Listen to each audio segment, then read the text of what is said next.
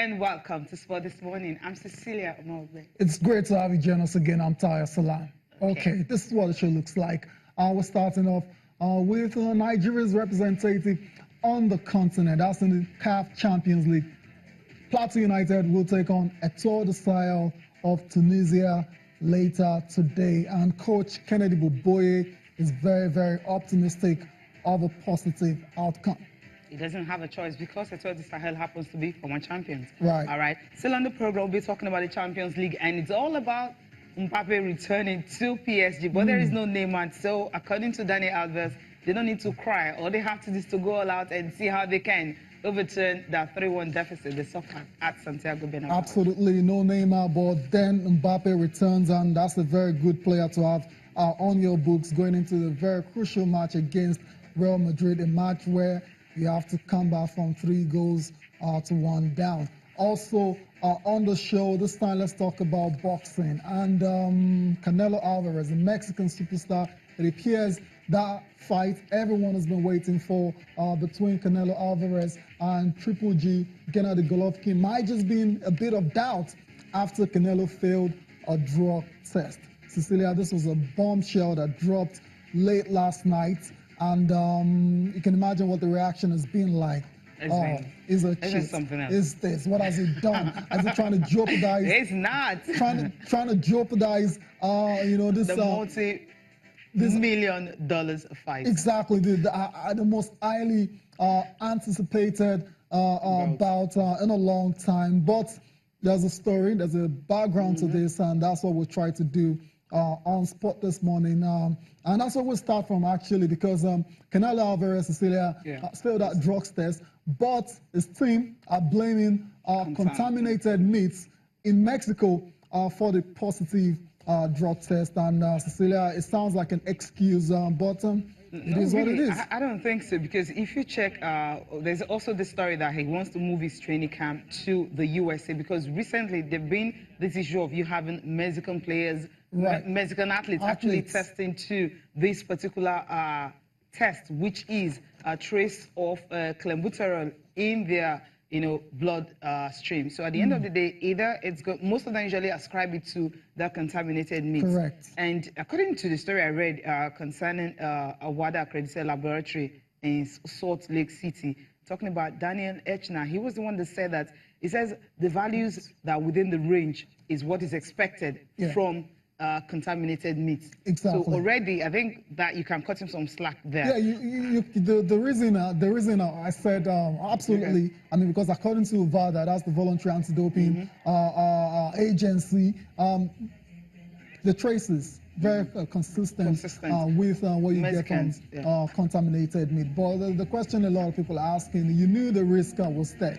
Why train in Mexico for such a huge bout? Wow. So he's moving his training camp now to the USA. He should never have been in Mexico, because the risk has been out there for a long time. For a long time. Over a year now, we've seen Mexican athletes, I mean, this level of clenbuterol being found in the blood system. So at the end of the day, maybe, as you said, he should have considered that from the very beginning. Exactly. I mean, this fight everyone is looking forward to on May the 5th. Now, we're not sure if there's going to be any repercussion from this failed drug test. As it is right now, Canelo, like you said, is decided to move his training back to the USA, and he's actually said he's going to submit himself to further analysis and further tests, to show that he's actually, not guilty of anything. And Golden Boy, the promoters, Oscar De La Hoya's company, they've come out with a statement on this particular matter. I say as part of the voluntary testing program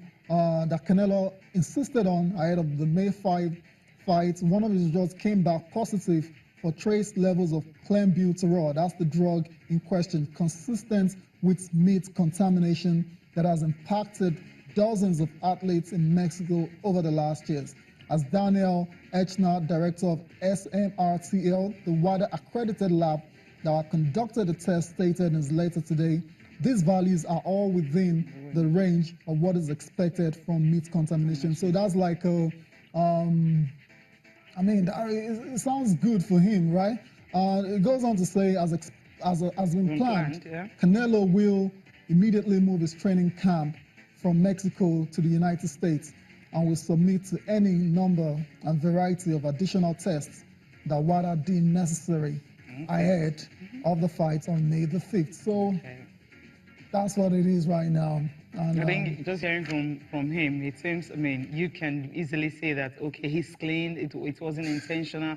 But when it comes to some things can be very costly. You have to be extra careful. Exactly. So ignorance is no excuse at all. And if you check this bout, remember in September it ended in a draw, so everyone was actually looking forward to see if Golovkin can actually retain his IBF, WBA, and WBC titles. From all indication now, we'll just wait and see. We'll just wait and see. Hopefully, it's nothing crazy comes out of this one, and the fight goes ahead in Las Vegas at the T-Mobile Arena, to be precise. And from one athlete, superstar athlete on a superstar athlete trying to clear his name when it comes to doping issues. We're talking next about Sir Bradley Wiggins, Britain's most successful Olympian when it comes to cycling. Cecilia, Tour de France winner as well too. He's been in the news for crossing the ethical line. Ethical line. Yeah. Interesting. That's according to the MPs in the UK. Basically, he's been accused of using medication, right? To enhance his performance.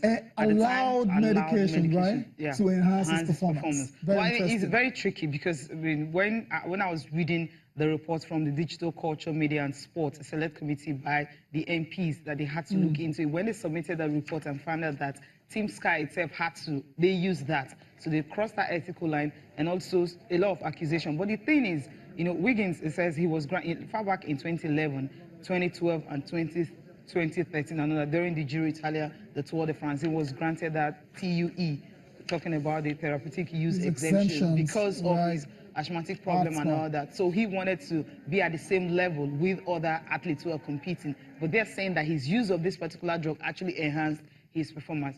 He has his reasons. Not any time during my career did we cross the ethical line.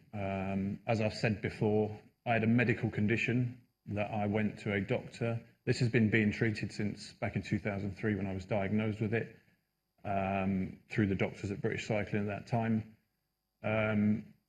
This was the treatment that I'd been prescribed for that particular occasion, which was, 7 years ago now, and under specialist supervision as well, and in place of the rules at that time, which you were allowed to apply for use for this medication. It wasn't performance enhancing in the sense that, for me, it was a case of I had this problem, I'd have asthma attacks, I'd have problems with breathing that would have flared up through pollen season. And this was a case of, this was an anti-inflammatory drug that was taken in order to prevent that happening so I could compete on the same level as I'd competed all year and with my rivals. So this wasn't a drug that was, this wasn't a medication that was abused in order to gain an advantage. Yeah, it's a difficult one because he's trying to explain the process and all that, but then he's not being given a fair hearing. Everyone is just crucifying him, knowing that this guy has won 5 gold medals for Great Britain, you know, Olympian, 5 times, right? Most decorated. Olympian when it comes to cycling. I mean, it's a very, very tricky situation, like you said. And when people generally hear about, you know, drugs and doping, reactions are usually over the top. And you don't blame them. The story of Lance Armstrong actually broke down everything. The trust level is very, very low. And that's why the reaction has been that way. But then it's got the opportunity, both Bradley Wiggins and Team Sky, they will have the opportunity to clear their names, to prove to everyone out there that they haven't done anything wrong and they haven't crossed the ethical line when it comes to using the therapeutic use exemptions. So that's it for Bradley Wiggins. We wish him all the best as he fights to clear his name. Let's talk about the NBA now. And here there's no drug issues whatsoever as far as we know.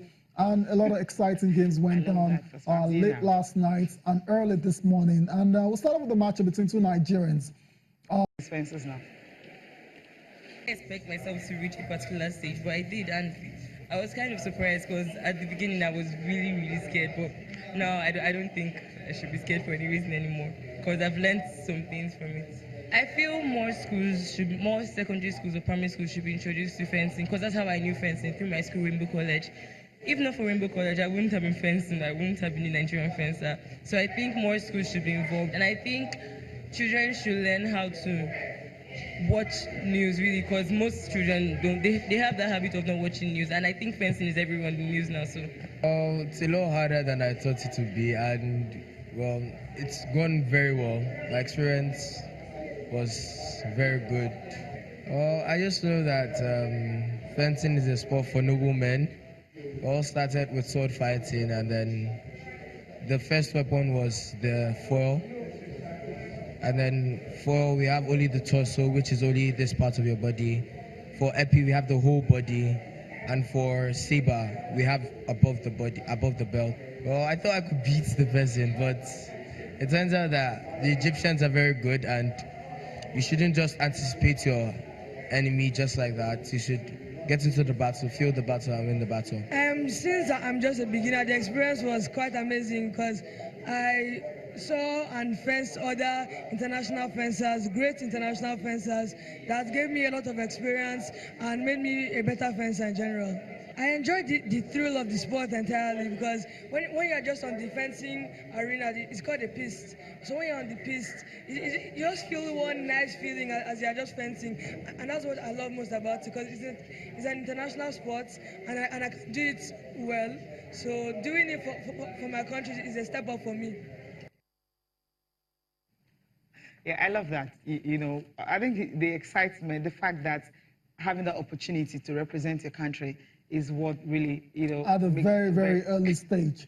I mean, there's nothing better than that. And that's they can a future actually, Olympian there. Yeah, perhaps, hopefully. And they can actually look, you know, aspire to, you know, to represent Nigeria or at a senior level later on in their lives. And this is just awesome. Like I said, Cecilia. If they're good enough, even at this particular level, you know, there's no age cut when it comes to the Olympics. So everyone is welcome. If you have a 14-year-old boy or a 15-year-old boy who is good, and you feel, okay, this guy can actually go ahead and, you know, put on a good performance, and you don't have options, why not